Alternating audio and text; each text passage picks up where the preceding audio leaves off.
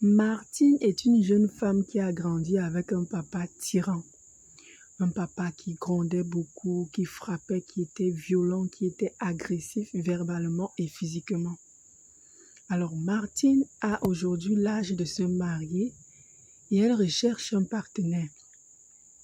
Le truc avec Martine, c'est que lorsqu'elle tombe sur un partenaire qui est plutôt doux, qui est affectif, qui est attentionné, un type en fait qui n'est pas violent, elle n'est pas intéressée par cette personne-là. La plupart des hommes qui l'intéressent, ce sont des hommes qui sont à l'image de son père.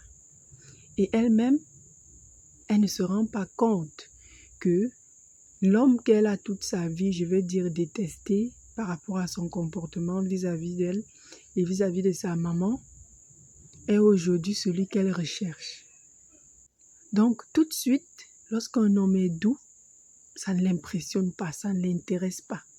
Elle ne veut pas. Elle trouve que l'homme est trop doux, trop mou. Elle a besoin d'un homme, d'un mâle dominant. Alors, vous allez peut-être trouver cela bête ou cela fou, vous dire que mais comment elle a grandi avec un homme comme ça? Elle sait comment les hommes violents sont, comment les relations comme ça finissent, mais pourquoi elle est attirée par ce type d'homme-là?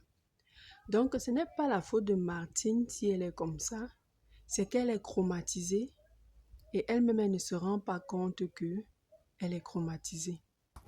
Les traumatismes ont deux façons d'agir dans la vie de quelqu'un. Soit tu vas être attiré par ce traumatisme, c'est-à-dire tu vas vouloir faire la même chose que tu as subi.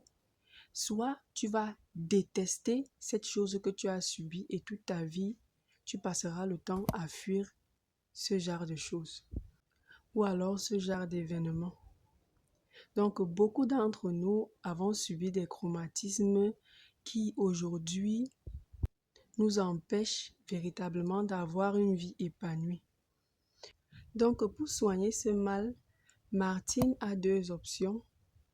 Soit elle va chez un psychologue avec qui elle va en parler et ils trouveront une solution. Soit elle prend elle-même les choses en main et essaye de faire la paix avec son enfant intérieur. Donc, son enfant qui a été traumatisé, qui a subi des violences et des agressions, il faut qu'elle fasse la paix avec elle-même. Et parfois aussi, la paix avec ses parents, au cas où c'est possible, bien sûr.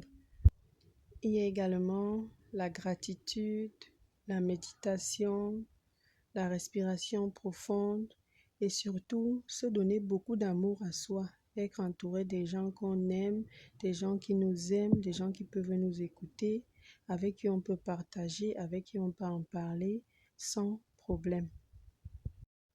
Alors, j'aimerais que tu me donnes ton avis sur l'histoire de Martine en commentaire, que tu me dises si tu as déjà eu à subir des traumatismes qui t'ont laissé des marques, des traces et des séquelles.